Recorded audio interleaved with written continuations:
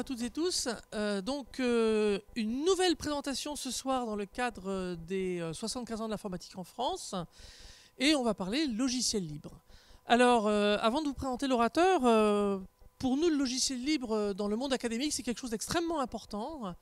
En particulier, ça fait partie de l'ADN d'un laboratoire comme le Lipsys. Alors d'abord, à un niveau micro, nous on aime bien les théorèmes, mais les théorèmes qui marchent, on aime encore mieux. Et ça veut dire que pour faire marcher les théorèmes, pour mesurer leur contribution face à des problématiques réelles, c'est important très vite d'avoir du logiciel. Et donc on peut faire son logiciel dans son coin, traiter de nouvelles études de cas.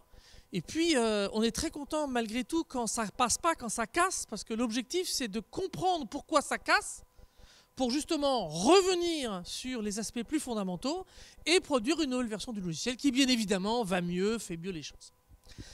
Lorsque ce logiciel devient libre, et ça c'est quelque chose que les universitaires ont compris très très tôt, c'est-à-dire qu'il n'est plus partagé au sein d'une équipe de recherche, mais il est partagé au sein d'une communauté.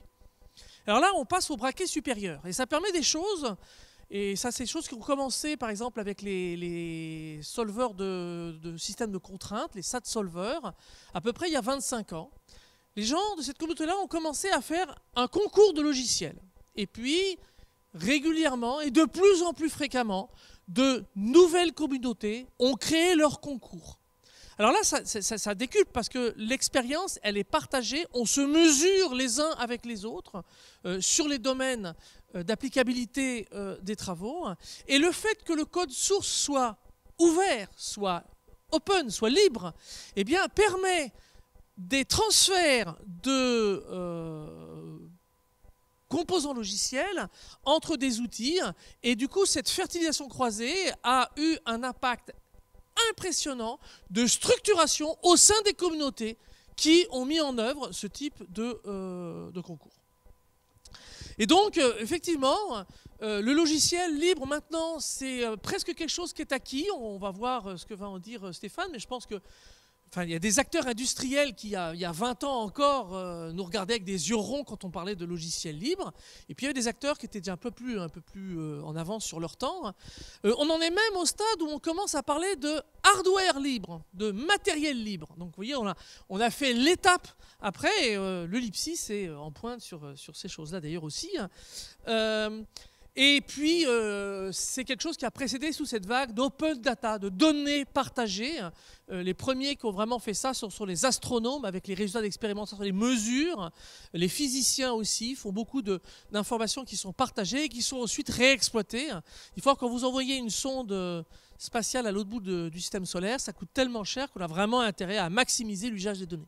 Et donc, finalement, le logiciel libre dont on va parler, ça concourt à cette fertilisation croisée de la science, et on va voir que c'est aussi au service de la société, en particulier sur un certain nombre de choses. Là, je vois que tu parles de la souveraineté numérique, c'est effectivement un des aspects très importants. Alors, qui recevons-nous ce soir? On reçoit Stéphane Fermigier. Alors, Stéphane Fermigier, c'est un routier du monde libre, du monde du logiciel libre, excusez-moi. Et en fait, étonnamment, ce n'est pas vraiment un académique. Il est évidemment passé par le monde universitaire, mais il a fait le gros de sa carrière plutôt du côté obscur, comme on dirait chez nous, mais avec toujours son bâton de pèlerin autour du logiciel libre. Entre autres, il a animé le groupe de travail logiciel libre pour cette thématique pendant longtemps.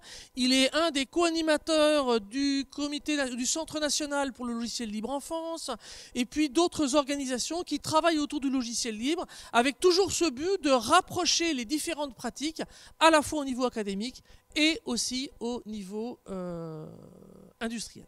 Et puis un tout petit mot pour dire que cette journée, cette conférence se passe en marge d'un autre événement, qui sont les Swap Day, qui ont été organisés co-organisés par le Lipsys, Sorbonne Université, l'UNESCO et Software Heritage. Il y a aussi INRIA dans le coup. Et là, on est sur une autre dimension, mais qui est aussi liée au logiciel libre et qui a été essentiellement portée par des gens qui font du logiciel libre, qui sont en fait le stockage de logiciels vu comme un patrimoine de l'humanité. Et c'était très intéressant dans ces jours précédents. Donc là, on est en amont où on se pose aussi des problèmes qui ressemblent un petit peu à des problèmes que les archéologues peuvent se poser, sauf que ce n'est pas des tablettes sumériennes qu'on essaie de protéger, c'est on essaie de retrouver les codes sources, par exemple des programmes Apollo, en récupérant des vieux listings de l'époque, parfois en allant jusqu'à les acheter dans des brocantes. D'accord, donc un travail absolument démentiel, puis numériser tout ça. Voilà. Donc aujourd'hui, on était très logiciel libre et préservation du patrimoine logiciel. Et je laisse donc la parole à Stéphane. Merci beaucoup. On est dans une conférence qui a une connotation historique assez forte. Donc on va regarder cet objet, principalement sous un angle historique, mais il y a aussi des sujets d'actualité. Et l'un de ces sujets d'actualité dont on parle depuis 2-3 ans maintenant de manière assez aiguë en France, c'est la souveraineté numérique.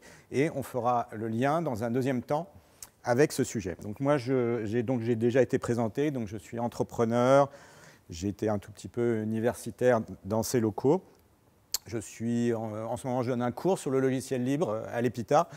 Et donc, ce que je présente aujourd'hui, une version condensée en 40 minutes, 45 minutes d'un cours qui dure plus de 30 heures. Donc, vous allez voir, ça va pulser. J'ai fondé donc, quelques entreprises et également quelques organisations qui sont consacrées à la promotion du logiciel libre depuis maintenant 25 ans. Alors, quelques citations pour commencer avec les grands personnages du monde du logiciel libre, enfin en tout cas quelques-uns. Donc Richard Stallman, qu'on considère comme le fondateur du mouvement du logiciel libre, a l'habitude de commencer ses conférences quand il est en France par la devise de la République française, liberté, égalité, fraternité. Liberté, on parle du logiciel libre, donc forcément le lien est évident. Égalité, ça veut dire qu'on est tous égaux dans l'accès au code source, dans l'accès au logiciel, c'est l'idée de partage. Et puis fraternité, c'est l'idée de créer des communautés. Je pense que on va le voir d'ailleurs dans un slide suivant, Richard Stallman a eu dès le départ l'idée de créer une communauté fraternelle autour de son travail. Contrepoint, quelques années plus tard, liberté, égalité, business. Donc ça, c'est le titre d'un livre qui a été écrit par un de mes amis, Jean-Paul Smets, et qui montrait, une quinzaine d'années après le tout début du mouvement du logiciel libre, que déjà, en Europe, il y avait un tissu économique qui était capable de travailler, de faire des choses intéressantes avec des logiciels libres, donc développés en Europe. Alors, un autre grand personnage, en tout cas il y a plus de 20 ans maintenant, puisqu'il a pris sa retraite en 2000 ou 2001, je n'ai plus la date exacte, c'est Bob Young, qui a été le fondateur, non pas le fondateur, mais qui a été le principal animateur au tout début de la société Red Hat, Red Hat qui est devenu le plus grand éditeur de logiciels libres au monde, et qui s'est fait racheter il y a 3-4 ans par IBM pour 35 milliards de dollars. Donc, Bob Young, la citation que j'ai mise, Freedom, donc la liberté n'est pas un concept abstrait en matière de business. Pourquoi? Parce que le succès de toute industrie est relié directement au degré de liberté entre les fournisseurs et les clients. Il y a cette idée que dans l'industrie informatique, où il y a des tendances assez fortes à la concentration, à la création de monopoles. On a pu le voir avec, par exemple, Microsoft, on a pu le voir avec Oracle, avec SAP, enfin, des sociétés comme ça qui sont vraiment des géants. Et le logiciel libre, au contraire, a tendance à créer un level playing field, donc un terrain de jeu où les règles sont plus équitables pour tous les acteurs. Alors, Linus Torvalds, qui est le créateur de Linux, lui est évidemment aussi un personnage très important. Linux a été créé il y a 31 ans maintenant, et Linus en est toujours le leader. Une phrase qui est un petit peu sortie de son contexte, mais qui donne aussi un autre courant de pensée du logiciel libre. Talk is cheap, show me the code. L'idée que le code est quand même la valeur essentielle du logiciel libre et que tout ce qu'on peut dire autour, finalement, n'est pas est secondaire. Ça vient en soutien d'un processus de développement. Et puis enfin, le titre d'un livre qui est paru en 2005, l'innovation a lieu ailleurs, donc non pas dans... C'est l'idée que chaque entreprise doit aller chercher de l'innovation ailleurs. C'est ce qu'on appelle l'innovation ouverte. Et le logiciel libre en est la forme sans doute la plus pure, puisque c'est un mécanisme de collaboration entre entreprises, des entreprises avec les universitaires, des individus entre eux, des entreprises avec des individus, etc., où chacun, finalement, peut participer de manière assez égalitaire. Il peut y avoir des biais dans certains cas, mais c'est cette idée que l'innovation va se diffuser beaucoup plus vite si on décide d'ouvrir sa démarche. Voilà, donc maintenant un peu d'histoire. Hein. Donc il y avait un quiz, une question piège. Hein. Est-ce que donc la photo de gauche, un mainframe IBM, photographié en 1957. À droite, un smartphone, Murena, c'est un indice, photographié en 2022. Tous les opposent. La machine de gauche, je sais pas, quelques milliers de tubes. La machine de droite, plusieurs milliards, dizaines de milliards de transistors. La mémoire de la machine de gauche, peut-être quelques kilooctets. La mémoire de la machine de droite, quelques gigaoctets. Des vitesses de calcul qui sont incomparables. Est-ce qu'il y a un rapport entre les deux? Est-ce que quelqu'un a une idée? Par rapport au thème de la conférence, évidemment, la réponse est le logiciel libre. Hein. À gauche, on a une machine qui tourne à 100% avec du logiciel libre. À droite, on a une machine qui tourne à 100% avec du logiciel libre. Alors, je vais vous expliquer parce que c'est pas tout à fait évident. Mais il y a à la fois un aspect historique à gauche, et puis à droite, c'est parce que ça n'est pas un Android standard, hein, c'est un Android 100% open source qui justifie mon affirmation. Donc, il y a une grande histoire du logiciel libre en une demi-douzaine de périodes. Donc, au tout début de l'histoire, dans les années 50-60, les logiciels libres, tous les logiciels étaient libres, de facto. Pourquoi? Parce qu'il n'y avait pas de droit du logiciel, il n'y avait pas de propriété, on n'avait pas encore fait les lois qui donnaient une protection juridique, un droit d'auteur, comme on va le voir, sur les logiciels. Donc les logiciels étaient libres. Là, de toute façon, comme on peut le voir là, il y a une autre différence. Hein. Combien il y avait de mainframe en 1957? Je n'ai pas compté, peut-être quelques centaines, peut-être quelques milliers. Combien il y a de téléphones mobiles en 2022? Ça se compte en milliards. Donc il y a aussi cette démocratisation de l'accès au matériel qui va être aussi un facteur de l'évolution du développement du logiciel libre. Et donc à l'époque, ce qui comptait, c'était le matériel. Le logiciel était considéré comme n'ayant pas de valeur. Et puis progressivement, dans les années 70, un certain nombre d'entreprises se sont dit qu'il y avait quand même du business à faire autour du logiciel. L'une des plus connues, c'est Microsoft. Ça date de cette époque, et il y a eu du lobbying au Congrès américain, et puis ensuite ça s'est étendu sur toute la planète. Alors, en contre-coup, il y a eu des gens où en parallèle, il y a eu des efforts technologiques de développer des systèmes d'exploitation, de développer des systèmes de réseau, des systèmes d'interface graphique, qui étaient libres, qui n'étaient pas tout à fait libres, mais qui étaient dans un esprit quand même d'échange, un esprit, là encore, d'innovation ouverte entre acteurs universitaires ou entre acteurs universitaires et industriels. Et puis dans les années 80, le matériel grand public, les CPU ont commencé à devenir suffisamment puissants pour faire tourner, envisager de développer des vrais systèmes d'exploitation.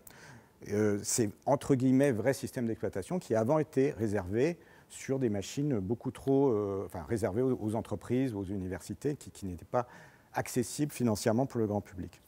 Et donc du coup, dans les années 80, Richard Stallman, qui n'était pas d'accord avec cette propriétarisation du logiciel libre, lance le mouvement du logiciel libre, lance le projet GNU, on va y revenir, et lance la Free Software Foundation. Dans les années 90, ça commence alors il y a le noyau Linux au tout début, et puis ça se développe. Les logiciels libres existants finissent par s'agglomérer pour faire des offres cohérentes. Et puis, de nouveaux logiciels libres sont créés et progressivement, on prend conscience qu'il y a quelque chose d'intéressant, que c'est quelque chose qui est nouveau, qu'il se passe quelque chose. Mais l'impact économique est encore relativement mineur. Dans les années 2000, l'impact économique commence à augmenter. Les entreprises se sont formées dans les années 90, mais elles continuent à se développer. Des nouvelles entreprises, des nouvelles générations d'entreprises se forment sur la base de valeurs et d'une proposition de valeur qui est principalement basée sur le prix, le prix des logiciels qui, évidemment, a tendance à baisser quand il y a du logiciel libre.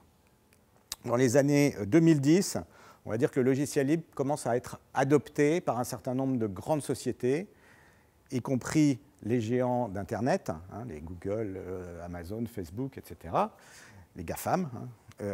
Microsoft y est arrivé un peu plus tard, mais une partie des GAFAM en tout cas, et qui voient le logiciel libre comme un accélérateur d'innovation et comme un levier stratégique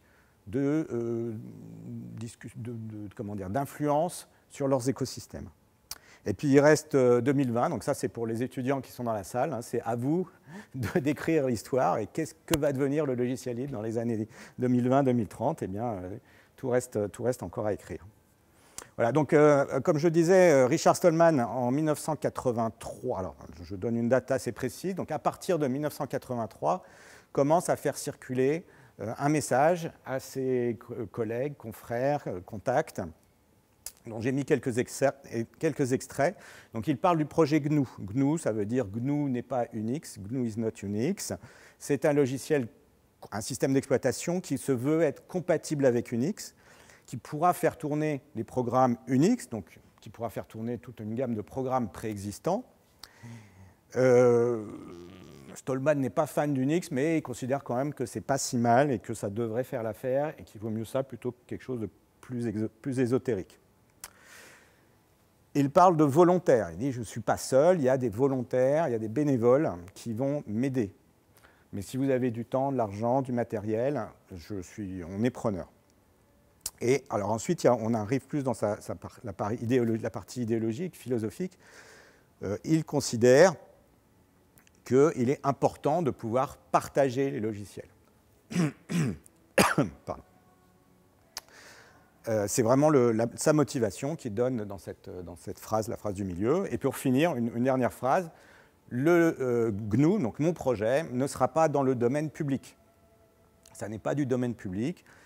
On ne pourra évidemment le modifier, le redistribuer, mais il insiste, hein, il ne veut pas qu'un distributeur puisse faire des modifications et les garder pour lui, en restreignant le droit de redistribution d'une version modifiée. Donc là, on a vraiment, dès 1983, un certain nombre de graines qui sont plantées, et on va voir comment ça continue à évoluer ensuite. Alors en 1991, donc Linus Torvalds écrit un message qui est maintenant fameux, où il annonce à la communauté Minix, alors Minix c'était un autre système d'exploitation qui n'était pas libre, mais qui ressemblait à Unix aussi, et qui dit « je suis en train de travailler sur un système d'exploitation libre. Pour moi, c'est juste un hobby, ça ne sera pas un truc gros et professionnel comme le projet GNU. » Alors c'est là que c'est rigolo, parce qu'aujourd'hui, Linux, le projet Linux, c'est devenu le truc gros et professionnel par essence, mais par ailleurs, c'est toujours Linus Torvalds qui en est le leader, avec bien sûr d'autres individus. Et donc ensuite, il donne les détails principalement techniques. Donc là, on voit aussi un petit peu une différence d'approche entre Stallman et Torvalds. Stallman était vraiment plutôt dans la vision, un peu un message presque philosophique ou idéologique, diront certains. Torvalds, ouais, je me suis fait plaisir, j'ai bidouillé un truc, c'est sympa. Si vous avez envie, si vous avez des idées, envoyez-les-moi, j'essaierai d'en faire ce que... Il ne dit même pas « venez m'aider » ou etc. C'est venu un peu après, il ne faut pas s'inquiéter, il a compris des trucs ensuite.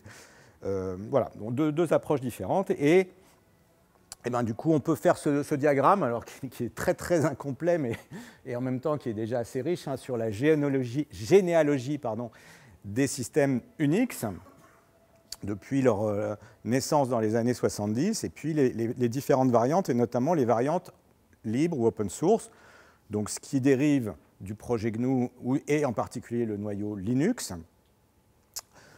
qui est évidemment aujourd'hui le système d'exploitation libre le plus connu et le plus répandu. Tout ce qui dépend de Berkeley, de Berkeley Software Distribution, ou BSD. Donc ça, c'est aussi des lignées qui remontent à plus de presque 30 ans maintenant, et qui remontent même encore plus aux années 80, si on remonte au tout début. Alors, pas grand monde, on va dire, en tout cas par rapport à Linux, n'utilise BSD aujourd'hui, avec une petite exception, c'est que Apple, avec une transition, enfin, en passant par Next, qui était la société de Steve Jobs pendant quelques années, qui a fini par se faire racheter par Apple. Donc macOS et même iOS sont basés sur le noyau BSD. Donc il y a du BSD dans tous les Mac, il y a du BSD dans tous les iPhones, toutes les tablettes, donc tous les iPads. Et puis maintenant, du Linux, il y en a dans tous les smartphones Android, il y en a dans toutes les tablettes Android, il y en a dans tous les Chromebooks, puisque les Chromebooks sont aussi basés, Chrome OS, l'OS de Google, est basé sur Linux. Et puis, on a sur un certain nombre de... Alors, ça n'est pas dominant, hein, c'est 2% peut-être du marché, qui sont des machines Linux, entre guillemets, pures, sans couche non open source ou additionnelle. Voilà. Et par contre, les systèmes du bas, bon, bah, ils existent encore pour certains, pas tous. Mais ils sont maintenant, c'est ce qu'on appelle du legacy. Ça n'est plus, Linux a vraiment gagné sur ce marché-là. Alors passons maintenant aux fondamentaux juridiques. Donc il faut comprendre que les conditions d'utilisation d'un logiciel sont régies par une licence. Une licence, c'est une sorte de contrat. Un contrat non pas d'achat du logiciel, non pas de transfert de la propriété du logiciel, mais un contrat qui régit les droits d'utilisation, de mise à disposition du logiciel. Et ça repose aux États-Unis sur ce qu'on appelle le copyright, et ce qu'on appelle en France, qui est un petit peu différent, mais on va dire, en première approximation, c'est sensiblement équivalent, ce qu'on appelle le droit d'auteur. Le droit d'auteur, traditionnellement, est restrictif. Il interdit tout tant qu'on n'a pas donné les droits. Et du coup, c'est là que les licences de logiciels libres sont une sorte de hack du système, puisqu'elles vont donner des droits explicitement, des droits assez larges, et qui permettent de diffuser largement ces logiciels, de les réutiliser, de les modifier, etc., etc. Alors, je vais donner une définition. Par définition, hein, un logiciel est libre si sa licence est libre. Si et seulement si. Hein, c'est par définition. Le logiciel est libre si sa licence répond à un certain nombre de critères qui vont arriver bientôt, qui vont arriver ici. Hein, donc, c'est ces 4 critères qui s'appliquent aux licences et qui donc s'appliquent aux logiciels qui sont régis, dont l'utilisation est régie par ces licences, qui ont été définis par Richard Stallman en 1986, avec ça a un petit peu évolué au début, mais bon, maintenant c'est complètement stabilisé. La liberté dite zéro, qui permet de faire tourner un logiciel, de l'utiliser comme on veut, où on veut, sans restriction. Elle s'appelle liberté zéro, vous savez pourquoi ?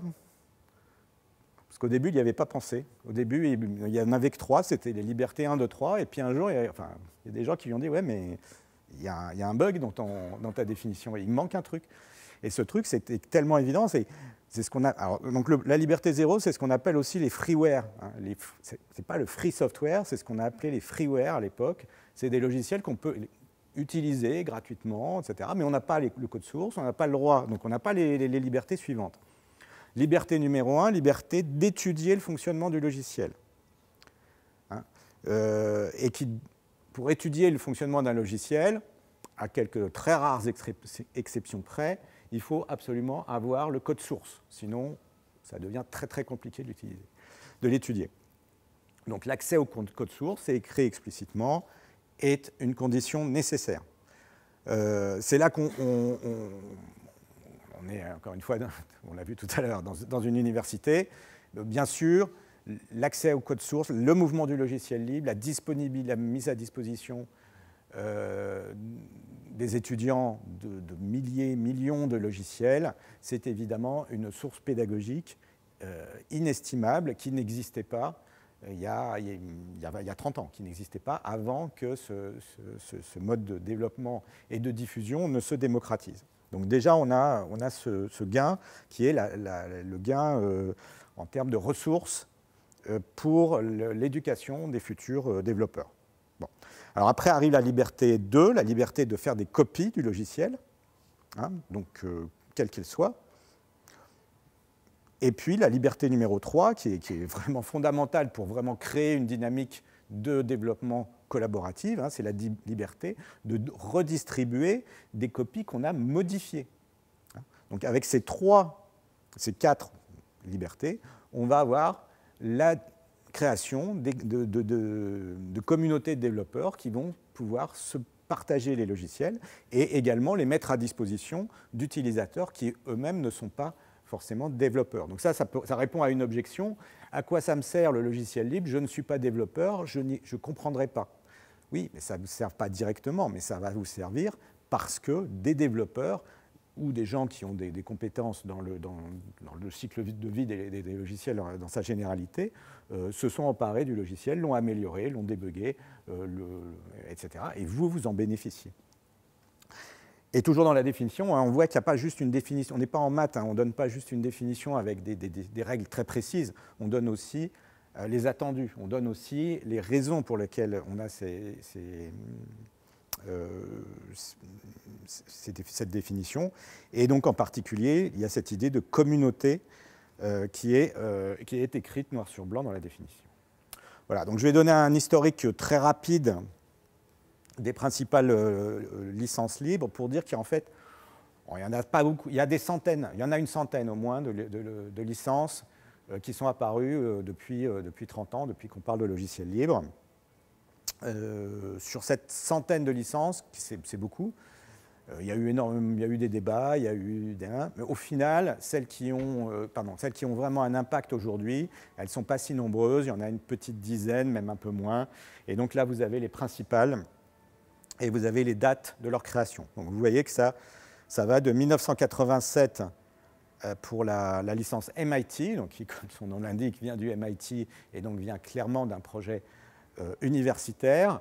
La GPL, qui est l'autre invention, enfin en tout cas la création de Richard Stallman et de son équipe juridique. Et puis après, d'autres organisations ont créé des licences qui sont importantes et qui ont également évolué. Et du coup, certaines licences ont eu une version 1, une version 2, une version 3, pour répondre soit à des objections ou des déficiences qui se sont révélées à un moment donné, soit pour évoluer en fonction de la jurisprudence ou des besoins en termes de licence. Alors, quand on regarde de près toutes ces licences, on voit que c'est compliqué. Donc là, effectivement, ce n'est pas en 2 minutes que je vous donnerai tous les détails juridiques. Bon, une façon de quand même se dépatouiller un peu, c'est d'aller sur Wikipédia. On a par exemple ce tableau qui va donner pour une cinquantaine ou peut-être même plus de licences différentes leurs caractéristiques principales. Et donc, suivant, dans le tableau, on a du vert, du rose, du jaune, etc. On aura les principales caractéristiques de la licence. Et on voit que si toutes ces licences existent, c'est aussi parce qu'elles ont des buts, elles ont des caractéristiques différentes qui vont correspondre à des besoins différents pour les gens qui mettent leur logiciel sous telle ou telle licence. Alors maintenant, je vous ai parlé du logiciel libre, on va passer à ce qu'on avait appelé une deuxième ère de l'histoire, qui est l'ère de l'open source. Et puis on se posera peut-être la question de est-ce qu'il y a une différence entre les deux? Je garde le suspense pour l'instant. Il y a une année charnière qu'on va dater à 1998. 1998, on est en plein dans la première bulle Internet. Netscape, en 1998, annonce le passage de son navigateur web en libre. C'est ce qui deviendra ensuite Mozilla ou Firefox. Et la même année, et d'ailleurs à cette occasion, un certain nombre de personnes créent le terme open source. On va voir pourquoi. Bon, et donc Netscape ouvre le code comme promis, la fondation d'une des associations en France, la FUL, création de distribution, la sortie d'une Debian avec déjà 300 contributeurs, sortie d'un projet de bureau, d'environnement bureautique qui s'appelle KDE en 1998, la création de Linux Mandrake, qui a été la principale distribution française Linus Torvalds fait la couverture d'un des magazines business les plus importants aux États-Unis, le magazine Forbes. IBM s'intéresse au sujet, Intel et Netscape investissent, donc s'intéressent aussi au sujet. Et à la fin, on découvre que Microsoft a un plan secret, mais qui est fini par être dévoilé. Il y a eu un leak, comme on dit aujourd'hui, d'attaquer Linux. Voilà, donc pourquoi est-ce qu'on a inventé ce terme, open source, et pourquoi est-ce que, et comment et quand? Donc c'est en 98, il y a une réunion, donc suite à l'annonce de Netscape, il y a des gens qui se sont dit, ouais, bon, peut-être que free software, ça pose des problèmes, parce qu'en anglais, hein, free, ça peut être interprété comme libre, mais ça peut aussi être interprété, et je pense que c'est la première réaction des gens qui entendent free software, c'est d'entendre logiciel gratuit. Et d'ailleurs, à l'époque, il y avait ce terme freeware qui était vraiment très courant. On parlait de shareware et de freeware. Aujourd'hui, on n'en parle plus, c'est des mots qui sont vraiment plus du tout utilisés, mais à l'époque, c'était vraiment quelque chose qui était dans l'esprit de tous les gens qui utilisaient des PC, enfin des ordinateurs personnels. Et donc, il y a eu cette idée qu'il fallait trouver une autre expression. Et Madame Christine Patterson, au cours de la réunion, a proposé open source. Et c'est ce qui a fait le consensus des gens qui étaient présents. Il y avait un certain nombre de gens qui étaient influents. Et dans ce petit monde du logiciel libre à l'époque, il n'y avait pas Richard Stallman. Linus Torvalds n'était pas là, mais dès le lendemain, il a trouvé ça super cool. Phil Hughes, qui était l'éditeur de Linux Journal, donc à l'époque, c'était quelqu'un un journal très influent, très content aussi. Et puis Richard Stallman, dans un premier temps, on a pensé qu'il était d'accord, mais ensuite, au contraire, il a changé d'avis. Et au contraire, il pense que ce n'est pas une bonne idée du tout d'appeler ça open source. En tout cas, il dit que ça n'a rien à voir, open source et logiciel libre. Encore une fois, on va voir si ça vaut le coup. Enfin, on a le droit d'avoir son opinion, évidemment, mais voilà, il y a un débat sur ce sujet-là. Alors, par ailleurs, mais ça n'est pas en 98, c'est en 99 où est arrivée la définition de l'open source, ce qui a aussi ajouté un petit peu de confusion. Donc, on avait la définition de la Free Software Foundation, la Free Software Definition, et maintenant, on a la Open Source Definition. Il y en a une qui est en 4 points, que vous avez vu tout à l'heure. Il y en a une qui est en 10 points. La question est-ce que l'une est meilleure que l'autre? Est-ce qu'il y a des différences vraiment significatives? Moi, je vous ai mis les 10 points, on ne va pas pouvoir les commenter un par un, mais on se rend compte que en fait, c'est très proche. C'est très, très proche, et que les 10 points qui sont là sont une façon de préciser, de donner, de mettre des cases un peu plus rigoureuses par rapport à la définition de Stallman qui est un petit peu plus diffuse. On a le droit de préférer l'une, on a le droit de préférer l'autre. L'avantage d'avoir une définition précise, c'est que les gens vont pouvoir prendre des décisions derrière en disant ça c'est compatible, ça n'est pas compatible, avec un cadre très précis. Quand la définition est plus souple, eh bien, il y a une marge d'interprétation qui est laissée au final aux gens qui prennent la décision. Donc c'est la différence principale. Et en pratique, on se rend compte... Pardon. Ouais, je suis plutôt passé sur celui-là, pardon. On se rend compte que ces deux définitions coïncident le plus souvent. C'est-à-dire que si on examine la centaine ou les 150 licences de logiciels qui sont dans la nature, de logiciels qui sont libres ou qui se disent libres ou proches du libre, et bien ça, c'est encore un tableau de Wikipédia. Donc vous avez une colonne avec approuvé par la FSF, ensuite c'est un autre sujet, et la quatrième colonne approuvé par l'OSI. Donc on voit que le plus souvent, quand c'est vert, quand c'est rose, c'est rose. Mais parfois, il y a un débat. Parfois, on voit qu'ils ne sont pas d'accord. Mais comme je disais tout à l'heure, ce n'est pas très, très grave, parce que quand ils ne sont pas d'accord, c'est des licences qui, de toute façon, pour la plupart, soit sont utilisées par 3 personnes dans le monde, soit souvent, c'est des licences qui ont tellement fait débat qu'on a décidé d'en faire une autre derrière. Donc, par exemple, pour la Apache, je ne sais pas moi, Apache License, il y avait un problème. Non, ce n'est pas celle-ci. Apple avait fait une licence, oui, ça avait fait débat.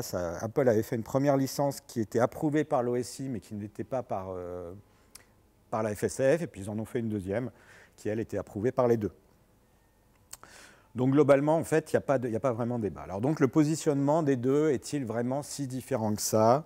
Eh bien, oui et non. En tout cas, on va regarder un peu comment se présente l'Open Source Initiative. Elle dit que l'open source est une méthode de développement. Donc, une méthode de développement qui va exploiter la puissance de la revue par les pairs distribuée. Alors, revue par les pairs, quand on est avec des chercheurs, hein, tout de suite, on se dit, bah oui, c'est comme ça que fonctionne la science.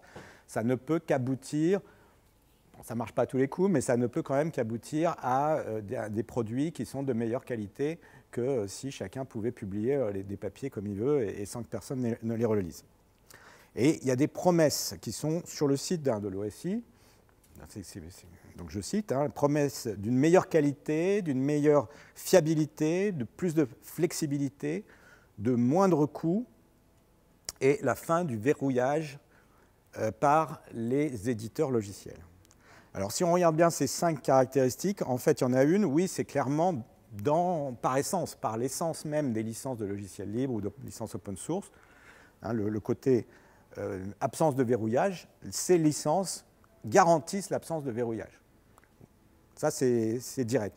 Le reste, c'est indirect. C'est le fait d'avoir créé des communautés de développement, de faire en sorte que les gens se parlent, les gens se travaillent ensemble, etc., qu'on arrive à cette qualité, cette stabilité, etc., etc. Globalement, je pense qu'on est d'accord, hein, le logiciel open source a de meilleures caractéristiques. Enfin, en tout cas, c'est un processus de développement qui fonctionne. Alors peut-être la différence de positionnement avec la Free Software Foundation, c'est que justement, la Free Software Foundation ne voit pas ou ne veut pas voir ce côté qualitatif et préfère se concentrer sur la liberté en tant que telle. Et alors je vais quand même citer donc, Simon Phipps, qui était le président de l'OSI il y a encore quelques années, qu'il a été pendant quelques années, et qui en 1998, à l'occasion des 30 ans de la définition de l'open source, déclarait en conférence, l'open source, c'est le logiciel libre. Il n'y a pas de différence intrinsèque. L'open source a démarré comme un programme de marketing autour du logiciel libre. Les gens se sont dit, on a un problème de marketing, on a un problème de positionnement, on a un problème de mindshare dans la tête des gens. Les gens pensent c'est libre, c'est gratuit, enfin ça ne va pas. Ils ont inventé un nouveau terme, mais globalement, on parle quand même des mêmes logiciels et on parle de communautés qui sont très, très proches en général. Voilà, donc le business depuis 1999 a explosé, donc je ne vais pas vous faire toutes les lignes, mais il y a eu de très nombreuses sociétés, bien sûr, qui se sont créées. Certaines ont super bien marché, d'autres malheureusement se sont plantées. C'est le cas de Mandrakesoft, hein, qui s'était créé autour de la distribution Mandrake. On peut parler de l'introduction en bourse de Red Hat en 1999. On avait une société qui faisait 11 millions de chiffre d'affaires et qui a été valorisée le lendemain de son introduction en bourse pour 5 milliards. Donc elle a été valorisée 200 fois, c'est ça? Non, 500 fois? Qu'est-ce que je raconte? 500 fois son chiffre d'affaires. Hein? Incroyable. Bon, ça s'est retombé après, parce que la bulle Internet, comme vous savez, s'est dégonflée. Mais au final, 15 ans après, elle se faisait racheter 34 milliards. Donc finalement, le chiffre n'était pas complètement délirant. Voilà. Et plus on avance dans le temps, plus on a des chiffres importants avec GitHub racheté 7 milliards, GitLab qui a valu jusqu'à 15 milliards, qui vaut nettement moins aujourd'hui. Mais donc on est dans les milliards et les milliards. En France, le marché de l'open source est autour de 5-6 milliards d'euros annuels et il a fait x40 en 20 ans. Il y a des études de marché qui ont été faites par différents cabinets et qui convergent pour donner ces chiffres. x40 en 20 ans. La France est le champion d'Europe de l'open source, encore à peu près à égalité avec l'Allemagne et le Royaume-Uni. Mais voilà, on parle de 5 milliards, 5-6 milliards. Et donc un total de 25-30 milliards, suivant qu'on compte le Royaume-Uni ou pas. Donc on a un impact énorme sur l'économie. direct et indirect. L'impact direct, c'est ce qu'on a vu, le chiffre d'affaires. Un impact indirect, c'est une étude de la Commission européenne qui a donné des chiffres l'an dernier, qui parle d'un impact indirect sur le PIB total de l'Europe, entre 65 et 95 milliards d'euros, qui dit que si on arrivait à augmenter encore les contributions au logiciel libre, on augmenterait le PIB de 0,4 à 0,6%, et qui parle d'un retour sur investissement, c'est-à-dire que si, par exemple, les pouvoirs publics investissaient sur la filière du logiciel libre, elles peuvent espérer, en retombée économique, un retour de 1 à 4 à 1 à 10.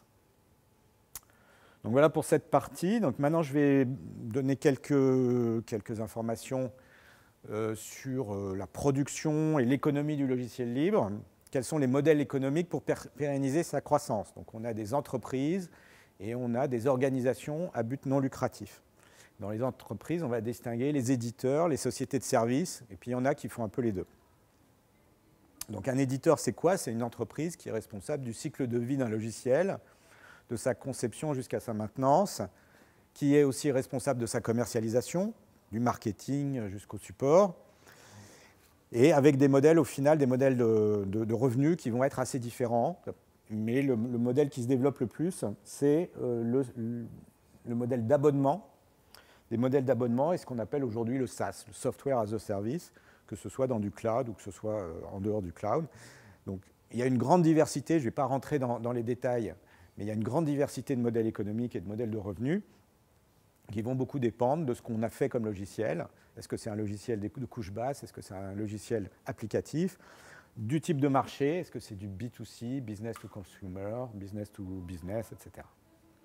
Alors les sociétés de services, c'est des sociétés qui vendent des services comme du conseil, de l'intégration, du développement spécifique, donc du développement d'un logiciel juste pour une entreprise typiquement, de la formation, du support, de la maintenance, de l'hébergement, qui s'appuient et qui n'ont pas forcément, enfin en général ou a priori, qui n'ont pas un logiciel à elles, qui vont s'appuyer sur des logiciels libres existants et qui vont faire du service autour de logiciels libres qui sont développés par d'autres. Bon, il y a des gens qui ne font que du logiciel libre, mais de plus en plus, les grandes sociétés de services, Atos par exemple, l'une des plus grandes sociétés de services en France, ont des activités spécifiques et des personnes dédiées au support et au service autour du logiciel libre. Et puis, il y a le modèle hybride, comme je le disais, il y a beaucoup de sociétés plutôt petites, mais qui font un peu les deux, qui sont des sociétés de services. C'est le service qui fait rentrer quand même la majorité du chiffre d'affaires, mais souvent, elles ont des logiciels de niche. Elles s'adressent soit au niveau local, soit à des marchés assez pointus, en customisant des logiciels libres pour ces niches. C'est quelque chose d'assez courant. Alors, ce qu'on a appelé les fondations, ça n'est pas le terme correct en français. Une fondation, c'est un statut juridique très particulier. Aux États-Unis, c'est plus facile d'être une fondation. Donc, c'est des organisations en général, associations à but non lucratif en France et donc fondations aux États-Unis, qui fournissent à des projets de logiciels libres un cadre juridique, des processus et des outils de collaboration et de gouvernance, avec souvent une propriété partagée du code, mais pas toujours par la fondation, enfin une propriété du code par la fondation, et puis des systèmes plus ou moins démocratiques pour nommer les personnes qui vont prendre les décisions importantes, et puis, quand c'est possible, des moyens financiers, des moyens techniques, des moyens humains. Donc c'est des organisations qui peuvent être financées par les cotisations des membres, par des dons, et suivant la juridiction, suivant le statut, ça peut être défiscalisé parfois, donc ça peut y avoir des avantages fiscaux à donner de l'argent d'une façon ou d'une autre à une de ces organisations, mais ça, en France c'est plutôt rare. Ça peut être des subventions, donc certaines fondations touchent des subventions, etc., etc. Donc les grandes fondations, là je ne les ai pas toutes mises, évidemment, mais la Free Software Foundation, on en a parlé, KDE Association, l'association KDE qui est une fondation, ou en tout cas une association de développeurs européenne autour du projet KDE, la fondation Apache aux États-Unis, la Linux Foundation, donc, qui date de 2000 et qui est devenue vraiment le mastodonte de l'écosystème du logiciel libre. C'est une fondation qui a des budgets plusieurs centaines de millions d'euros et qui organise qui organise le développement du noyau Linux, mais plus uniquement du noyau Linux, et qui organise aussi des conférences, etc., etc. Bon, la Free Software Foundation Europe, des fondations liées à tel ou tel langage, par exemple, Python et d'autres langages. La fondation Eclipse, qui est née d'abord aux États-Unis ou au Canada, je ne sais plus, mais qui a déménagé en Europe il y a 2-3 ans. Donc ça a été quelque chose d'assez intéressant, le fait qu'une fondation qui était née aux États-Unis a pensé que c'était plus intéressant d'être en Europe parce qu'en fait, il y avait plus de membres en Europe. Le centre de gravité était plutôt en Europe pour eux. Et puis, c'était aussi pour se différencier de la Linux Foundation. Donc, une organisation d'origine française, OW2, et puis la Document Foundation qui s'occupe de LibreOffice. Voilà. Alors, je voulais parler de l'Open Science. Bon, il y a des gens dans la salle qui connaissent certainement le sujet très bien.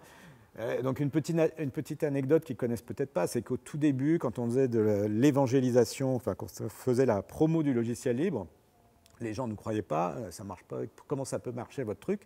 Et il y avait beaucoup de gens qui disaient, bah, regardez la science, ça marche, les gens se partagent les idées. Il y a Newton qui a dit, si j'ai pu voir plus loin, c'est parce que j'étais assis ou debout sur l'épaule des géants, donc des gens qui m'ont précédé. Donc cette idée de collaboration, de partage de la connaissance, qui marchait bien pour la science, et on a dit, ben ouais, regardez, ça va marcher aussi pour le logiciel libre. Et en fait, aujourd'hui, on a un petit peu un retour, l'influence se fait un peu dans l'autre sens, c'est au sein de la communauté scientifique, comme le disait Fabrice tout à l'heure, hein, il y a cette idée de partager plus, de viser la reproductibilité, par exemple, des résultats. Et il y a eu notamment un plan national pour la science ouverte qui a été annoncé, enfin qui a été mis en œuvre par les ministres de la recherche depuis déjà plusieurs années en France. Alors je voulais parler du métier, je m'adresse plutôt aux étudiants qui sont dans la salle. Alors, il y a de nombreux métiers dans le logiciel libre, métier du développement, évidemment, pour les informaticiens, développeurs, que ce soit en société de service ou en société d'édition de logiciels. Mais après, il y a tous les métiers du service, donc plutôt en amont, support, le conseil, tous les métiers de l'opérationnel. On va appeler ça sysadmin. Aujourd'hui, on dit plutôt DevOps parce que c'est le mot à la mode, mais bon, ça ne désigne pas forcément une réalité fondamentalement différente. Tout ce qui est le conseil, choisir les bons logiciels, choisir les bonnes licences, bien organiser son développement en interne, etc. Le marketing, avec un métier qui est à la mode depuis déjà quelques années, qu'on appelle le DevRel, relation développeur. Donc c'est les gens qui sont chargés au sein d'une entreprise, typiquement, d'aller participer dans les communautés, d'aller dans les conférences, etc., et de faire connaître les technos de l'entreprise. Et puis tout ce qui concerne la gouvernance, avec le mot OSPO sur lequel on va revenir. Alors j'avais promis de parler de souveraineté numérique, donc on y arrive. C'est pas le bon ordre. Je voulais donner une définition déjà. Définition de la souveraineté numérique.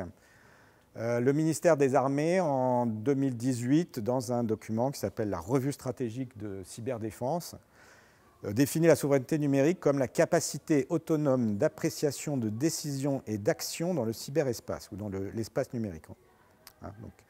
C'est ce qu'on a appelé une autonomie stratégique, donc la capacité de décider, de choisir les bonnes technologies et d'être autonome, de ne pas être pieds et poings liés par rapport aux contraintes qui pourraient être imposées par une puissance externe. Alors, est-ce que cette décision, est-ce que c'est quelque chose de fondamentalement nouveau?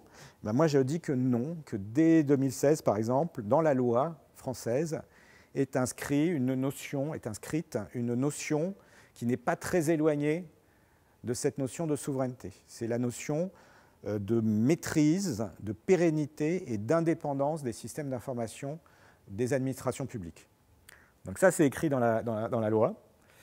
Il y a juste un petit problème, c'est qu'il n'y a écrit nulle part quelles sont, par exemple, les sanctions si on ne le fait pas. Il y a écrit nulle part comment on va y arriver. Donc il aura fallu 5 ans pour on n'a toujours pas de sanctions, mais il aura fallu 5 ans pour qu'il y ait un début de plan un peu cadré pour essayer d'arriver à cet objectif. On va y revenir.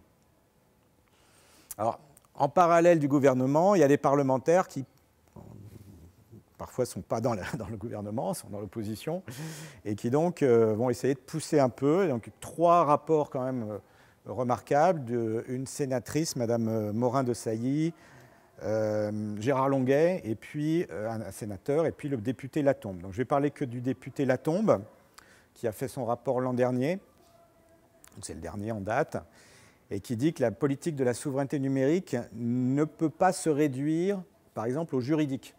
Il ne suffit pas, comme on a pu le voir depuis quelques années maintenant, de dire on va faire, par exemple, une loi comme le RGPD, le Règlement général sur la protection des données, et ça suffira à assurer la souveraineté numérique de nos concitoyens. Non, il faut une approche juridique, il faut une approche économique, donc il faut encourager les filières européennes ou françaises de la technologie, et en particulier du logiciel libre. Et puis, il y a une approche citoyenne. Il faut que chacun d'entre nous se pose aussi des questions et se responsabilise par rapport à ces enjeux de souveraineté numérique.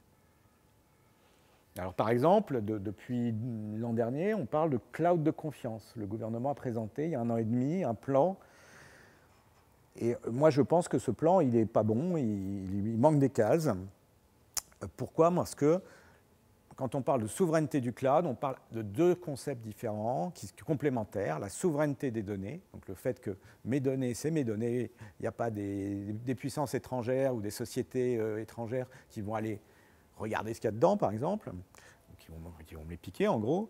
Mais il y a aussi cette notion d'autonomie que je viens d'évoquer, et en particulier d'autonomie technologique. Or, il faut savoir que, par exemple, dans notre relation avec les États-Unis, il y a des lois qui sont dites extraterritoriales, c'est-à-dire que c'est des lois américaines, mais qui vont s'appliquer à des sociétés, y compris à des sociétés européennes ou d'autres, dès lors qu'elles ont un intérêt économique aux États-Unis. Donc, dès lors qu'une société, par exemple, fait du business, du commerce avec les États-Unis, elle peut être susceptible elle va être touchée par ces lois, même pour des activités qui ont lieu complètement en dehors des États-Unis. Donc typiquement, une société française qui aurait une activité dans un pays que les États-Unis n'aiment pas, et pour lequel les autorités américaines auraient pris des sanctions, et bien les dirigeants de cette société se voient exposés à des risques juridiques énormes. C'est-à-dire que dès qu'ils mettent le pied sur le sol américain, ils sont susceptibles d'être arrêtés et emprisonnés. C'est un exemple. Et après, il y a l'autre exemple, c'est la surveillance, c'est-à-dire que les services secrets américains ont le droit de mettre des boîtiers espions, de mettre pas forcément des virus, mais en tout cas des logiciels espions dans les systèmes du cloud des différents prestataires, dès lors qu'ils ont le pied aux États-Unis ou dès lors que c'est des sociétés américaines.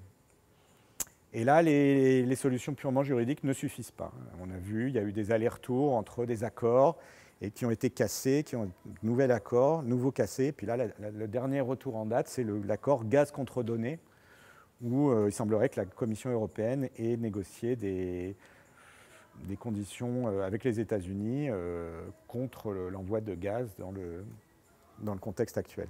Donc le rapport Latombe, il fait des propositions, et il y en a une particulièrement sur le logiciel libre, où il dit qu'il faudrait, alors c'est une proposition, hein, pas sûr qu'elle soit acceptée dans un délai bref par le gouvernement et qu'elle soit votée par l'Assemblée, mais en tout cas, c'est une proposition du rapport d'imposer au sein de l'administration le recours systématique au logiciel libre, avec uniquement des exceptions dans certaines circonstances pour utiliser du logiciel propriétaire.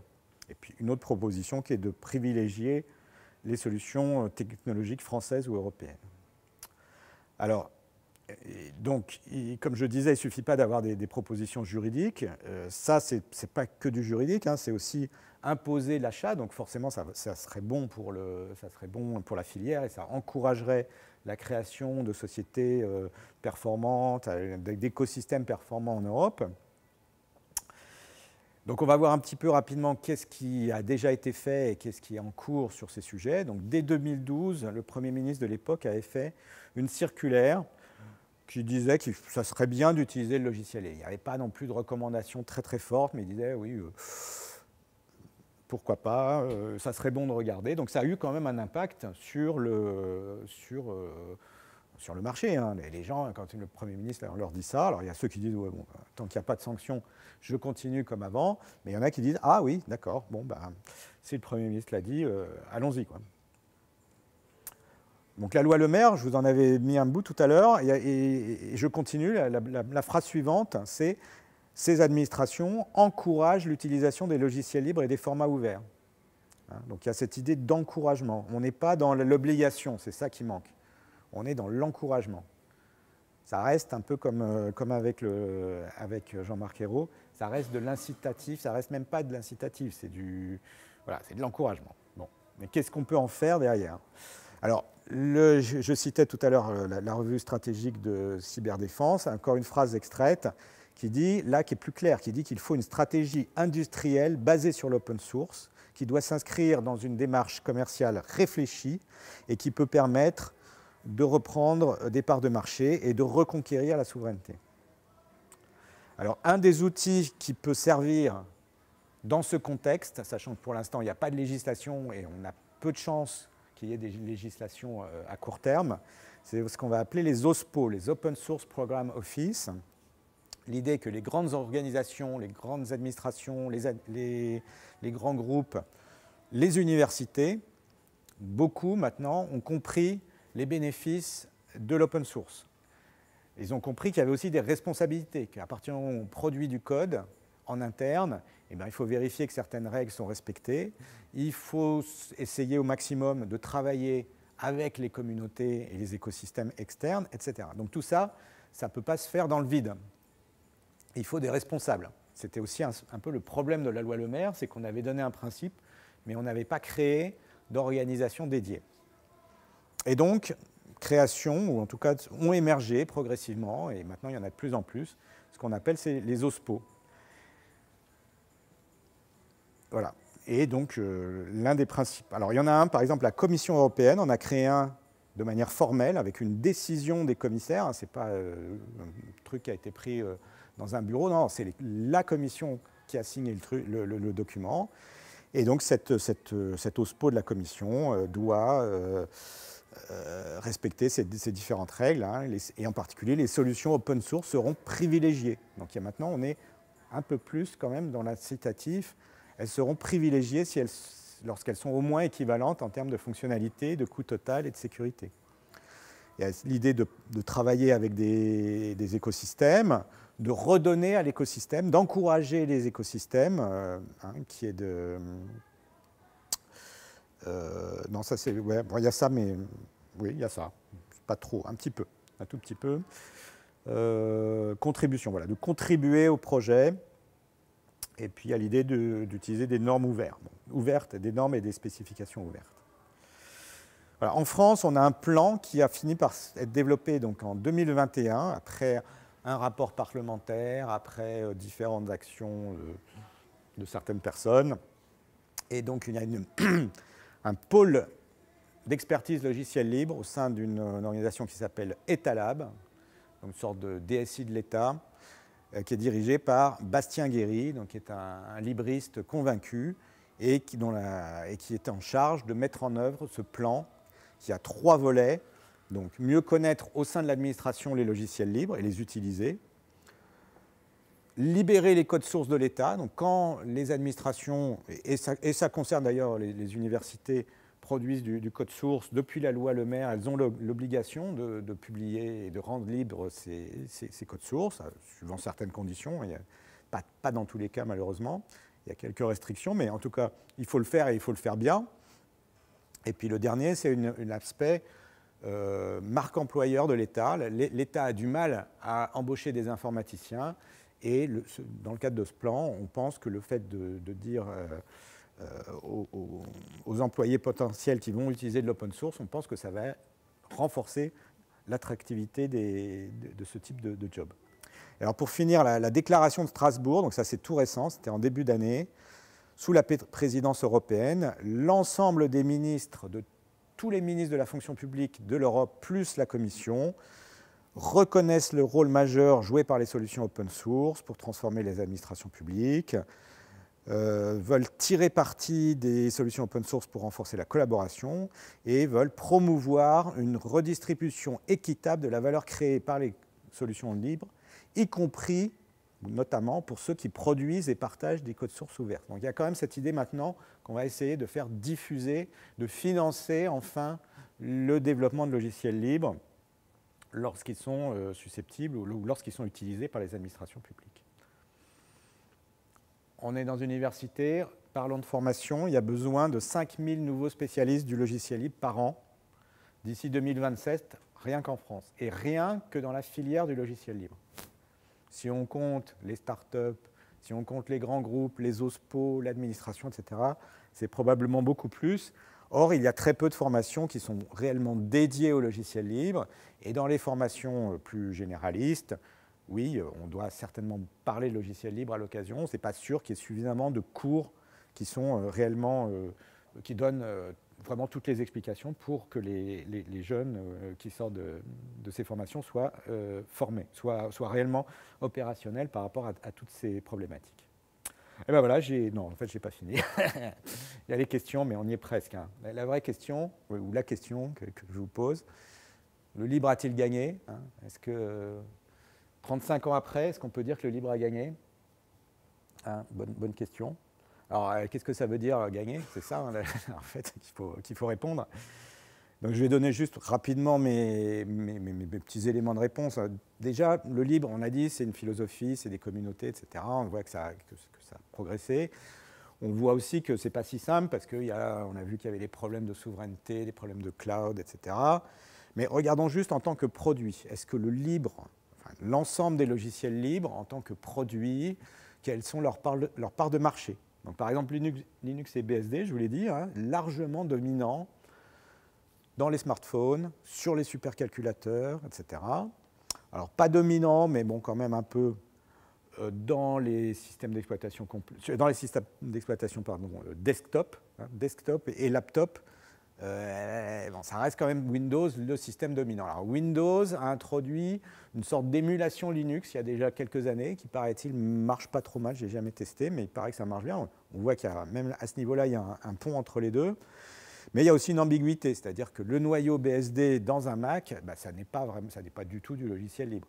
Le noyau BSD dans iOS ou même le noyau Linux dans Android, on reste quand même sur des environnements qui se referment très largement. Et de ce point de vue-là, on ne peut pas dire que le libre est gagné. Le desktop, ça reste important, même si la majorité des utilisateurs aujourd'hui naviguent sur le web avec des téléphones, etc., etc. Pour les développeurs, il faut qu'il y ait... Enfin, les développeurs utilisent du desktop, et c'est une citation de Linus Torvalds sur laquelle je ne reviens pas. Navigateur web, il y a eu la grande guerre des navigateurs, la guerre des browsers entre 1996, quand Microsoft a senti qu'il se passait un truc et qu'il fallait absolument tuer Netscape. Ils ont réussi. Dans un premier temps, Microsoft est devenu ultra dominant avec Internet Explorer, peut-être 98% de part de marché, ou quelque chose comme ça, avec des mécanismes extrêmement douteux qui ont été condamnés par la justice. Et puis est arrivé Firefox, Mozilla, qui a eu un bon succès, un succès correct, qui a fini par, en ce moment, malheureusement, couler. Et puis, il y a Chrome, donc, qui est arrivé de Google, et Chrome a fait le ménage. Chrome est là encore, c'est ambigu, parce que Chrome, c'est une base de code libre. Au départ, le moteur de rendu de Chrome, c'est celui de Safari, et celui de Safari, en fait, ça part de KDE. KDE, le fameux projet libre des années 90 qui est né en Europe. Il y avait un composant HTML, et c'est lui qui a servi, en fait, ensuite, de moteur de rendu. Mais bon, voilà, Chrome n'est pas un navigateur libre. Chrome contient plein de trucs qui restreignent la liberté des utilisateurs, et donc ce n'est pas forcément le meilleur. Si on a possibilité d'en utiliser un autre, il vaut mieux le faire. Et puis dans le domaine du cloud, par exemple, on pourrait aussi avoir une réponse oui et non. Oui, le cloud est très, très majoritairement composé de logiciels libres. C'est des machines virtuelles Linux qu'on va trouver dans la plupart des serveurs du cloud. Mais par contre, le cloud, c'est aussi une façon de refermer, de ne pas donner à l'utilisateur l'intégralité du contrôle sur son informatique. Après, quand on parle d'impact économique, je vous disais tout à l'heure des chiffres qui sont à peu près 10% du marché de l'informatique globale en France, en Allemagne, enfin dans les pays comme ça, et puis un impact indirect énorme. Donc de ce point de vue-là, on peut dire que le libre n'a peut-être pas gagné, mais en tout cas a une influence et est devenu incontournable sur ce marché. Alors maintenant, une question plus personnelle, je donne tout de suite la réponse. Que faire? Moi, vous, en tant que personne, qu'est-ce que vous pouvez faire pour essayer de faire bouger un tout petit peu l'aiguille dans la bonne direction? Continuez à vous éduquer, en particulier pour les étudiants, sur ces questions. J'ai essayé de donner quelques pistes, mais là encore, ça ne sont vraiment que des pistes. Et puis pour les étudiants, notamment en informatique, c'est de contribuer au logiciel libre, de trouver un moyen, dans le cadre de ses études, ou éventuellement dans le cadre de son travail, d'une façon ou d'une autre, de contribuer un petit peu, moyennement, beaucoup, au logiciel libre, d'aller travailler dans les entreprises du libre. Si on ne travaille pas dans une entreprise du libre, eh bien quand même de participer à des dynamiques collaboratives, comme c'est tout à fait possible. Parfois, ça n'est pas possible, mais souvent, ça va être possible. Et puis, c'est des questions d'éthique personnelle. Donc, est-ce que quand je choisis mon prochain téléphone, est-ce que je vais prendre un iOS, Android ou un système d'exploitation libre? Alors, il y a des contraintes parfois. Il faut en tenir compte, et il faut aussi tenir compte quand on choisit des logiciels que maintenant les logiciels étant interconnectés, il y a des effets de réseau énormes. C'est-à-dire que si je choisis par exemple une solution une messagerie instantanée, il y en a quelques-unes, Telegram, Signal, WhatsApp, MSN, je crois que ça n'existe plus, mais l'équivalent. Voilà, laquelle je choisis, sachant que si j'en choisis une et que derrière il y a mes amis, ma famille, etc., qui vont choisir la même, mon choix n'est pas juste mon choix personnel. Donc il faut tenir compte de l'interopérabilité, il faut tenir compte des données, il y a aussi la question des données, mes données, mes documents, etc. Comment être sûr que dans 5 ans, dans 10 ans, je pourrai les récupérer.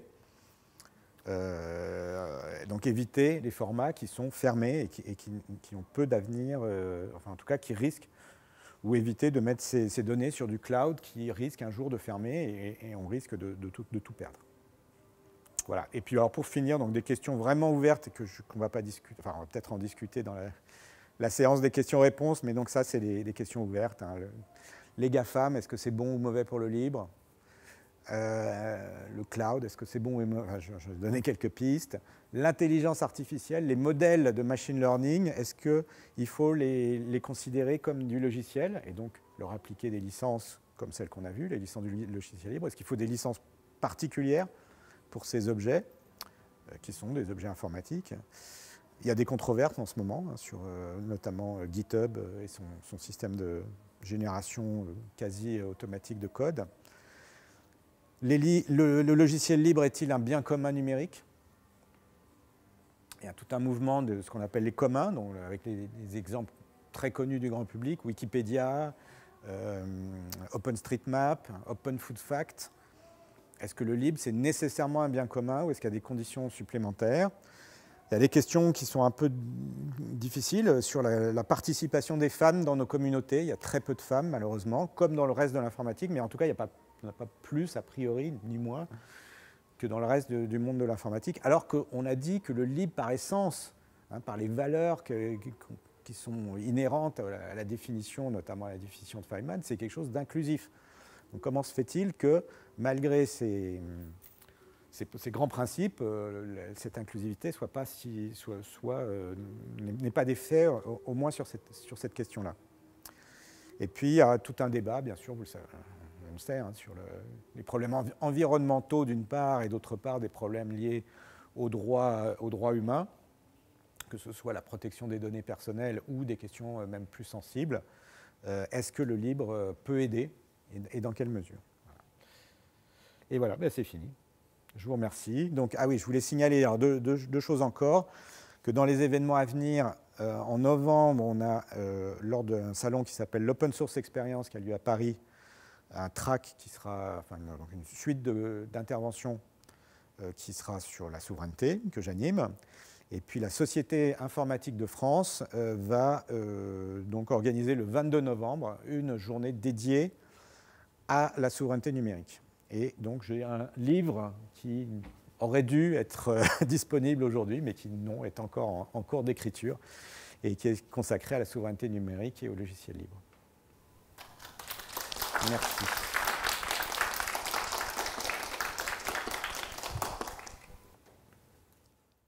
Bon, est-ce qu'il y a des questions dans la salle? Quelques remarques? Je vais me lancer avec une première question. Dans la deuxième partie, tu te focalises sur la partie souveraineté et sur l'action de l'État. Donc il y a une prise de conscience manifestement au niveau politique. Ça, c'est un phénomène nouveau. Nous, on baigne, nous universitaires, dans une espèce de sphère où quand même on est assez convaincus. Et est-ce que tu penses que ça va progresser, ça va traîner, c'est une mode? Alors, donc le débat sur la souveraineté numérique, on va dire en France, on a déjà des prémices il y a plus de 15 ans. Il y a le rapport Morin-Desailly qui date d'il y a maintenant 8 ans, donc c'est pas nouveau. Mais on voit que c'est venu assez progressivement. Et entre-temps, ça s'était développé de manière beaucoup plus forte en Allemagne. Et ça nous est revenu en France il y a peut-être 3-4 ans. Il y a, notamment avec la crise du Covid, on a vu qu'on était sujet à des dépendances industrielles, la crise des masques par exemple.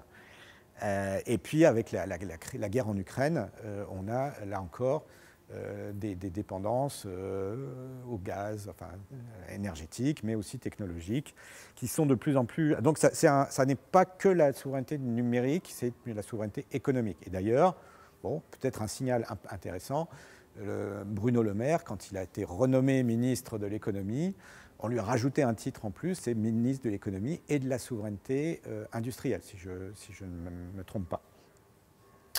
Et on a aussi un ministre de plein exercice, comme on dit, donc un vrai ministre du numérique qui remplace toute une série de secrétaires d'État du numérique, donc qui avait a priori un impact moins important. Donc ça, on peut dire qu'il y a une progression.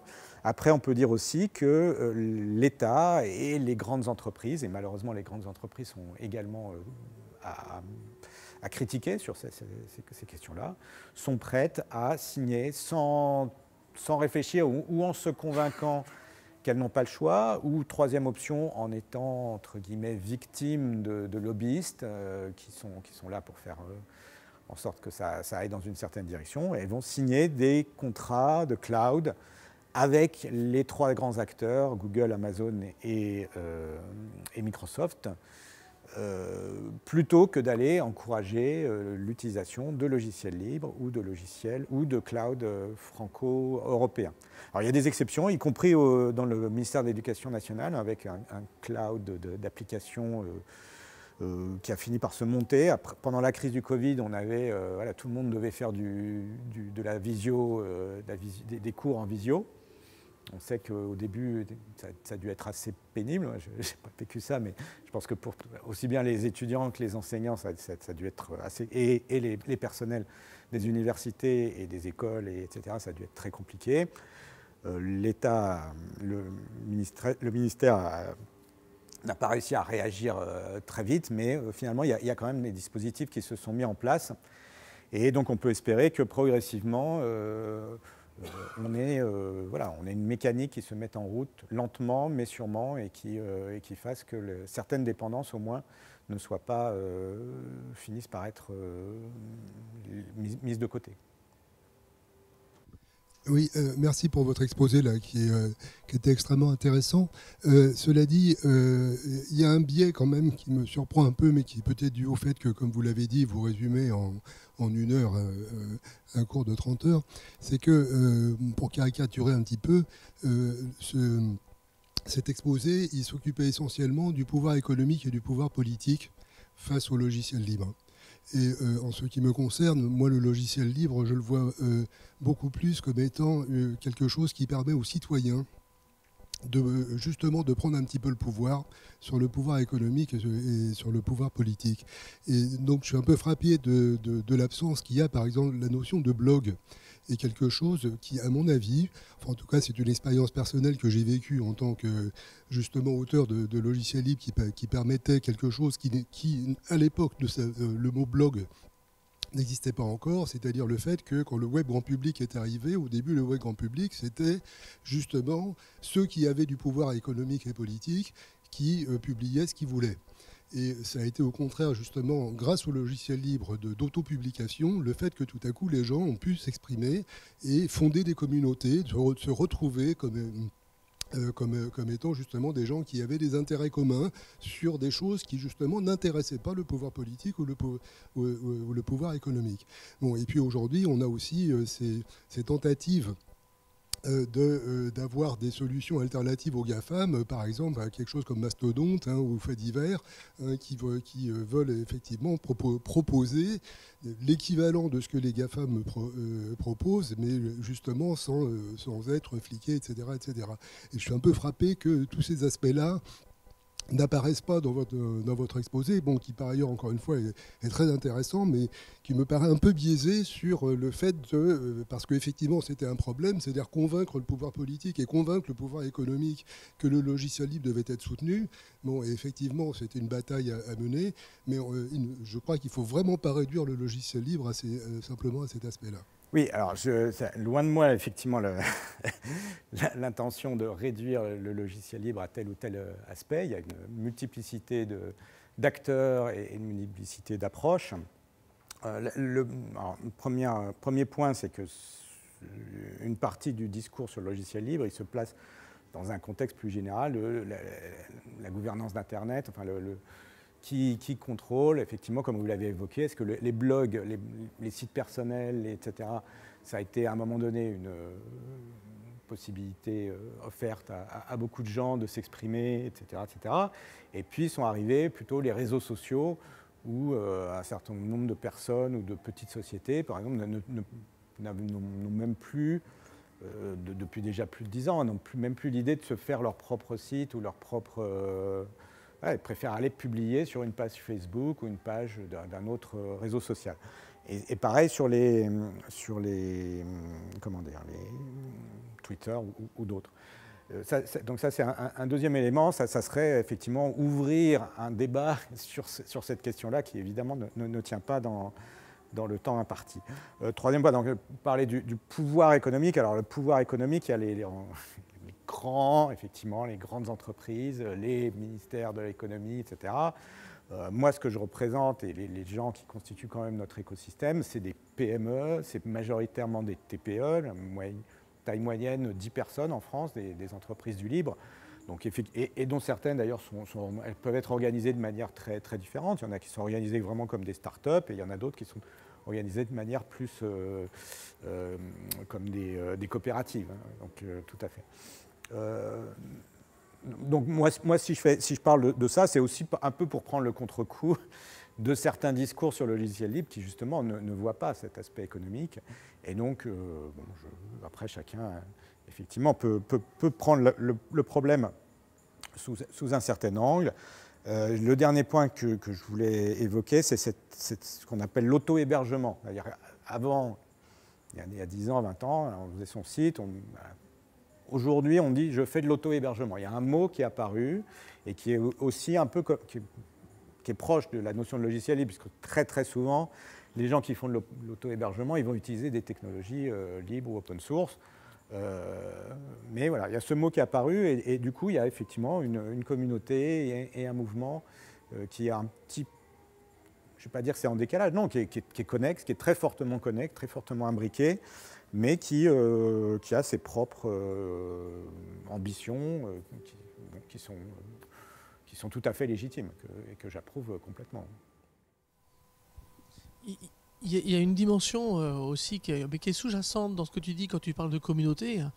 C'est sur des grands logiciels comme Unix, par exemple, Linux, ce qu'on appelle l'accroissement de la fiabilité. C'est qu'on a des communautés qui ont des masses critiques qu'il faut que quand on regarde le parcours de l'identification d'un bug dans le noyau d'un système Linux et le temps de correction, bon après il faut évidemment faire les mises à jour, mais au moins le travail au niveau de la communauté des développeurs, Donc le fait qu'une nouvelle version ou un patch est disponible et que du coup on peut procéder à ces mises à jour et éventuellement effacer des vulnérabilités, on est des ordres de grandeur plus rapides que sur les systèmes propriétaires, même partiellement appuyés sur du libre. Et ça, c'est aussi une dimension qui est assez intéressante, qui ressemble un peu à ce que tu disais, là, vous disiez sur les aspects coopératifs, hein, coopérative, mais c'est une coopérative à une échelle très très grande. Voilà, on a une coopération, c'est l'essence même du travail dans certains écosystèmes de développement, qui est maintenant, suivant des processus qui sont bien cadrés, des gens qui ont des habitudes qui sont câblées pour fonctionner de cette façon-là. Alors sur la sécurité, on a beaucoup dit que le logiciel libre apportait des garanties de sécurité. Le mot garantie n'est pas le meilleur, ce n'est pas une garantie absolue, mais grosso modo, il semblerait que les études qui ont pu être faites montrent quand même un avantage du côté du logiciel libre, parce qu'il y a cette notion de transparence, alors qui peut être un inconvénient. Le fait d'exposer son code source peut rendre éventuellement certaines failles plus faciles à découvrir par des acteurs malveillants. En pratique, on se rend compte que la transparence aide quand même à ce que, comme tu le disais, le système s'auto-corrige beaucoup plus rapidement. Aujourd'hui, il y a un sujet que je n'ai pas mis, que j'aurais pu mettre dans les questions ouvertes, c'est peut-être un des sujets vraiment importants depuis 1 ou 2 ans, je pense. C'est ce qu'on appelle le software supply chain, donc la chaîne d'approvisionnement du logiciel. Comme presque tous les logiciels d'aujourd'hui contiennent parfois des bouts, parfois des grosses parties de logiciels libres, eh bien, il faut être de plus en plus vigilant et rigoureux sur les logiciels libres qu'on incorpore dans des produits finaux qui sont utilisés par les entreprises ou par le grand public.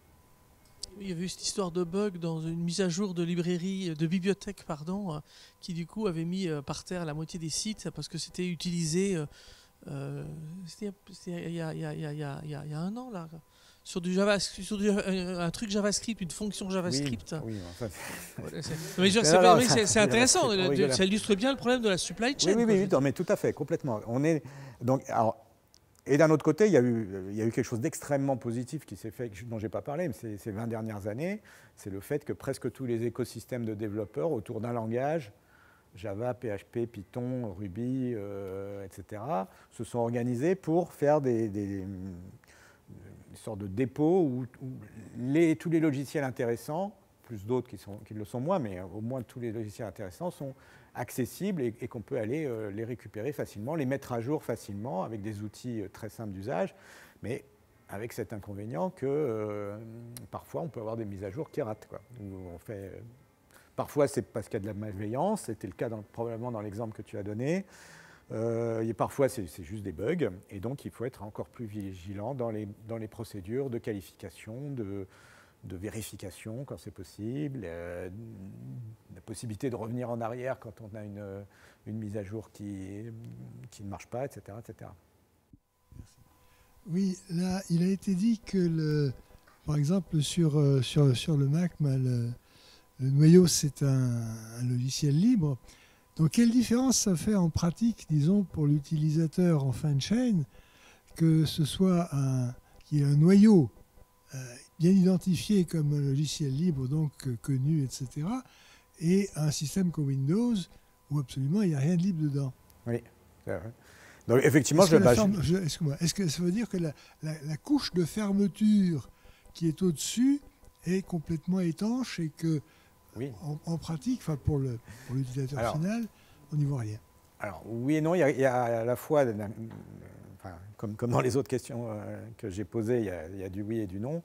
Donc le Mac, c'est quand même un noyau open source qui s'appelle Darwin, mais qui est essentiellement un BSD, et puis des surcouches, notamment des couches graphiques, des couches d'administration, etc., qui sont 100% propriétaires Apple.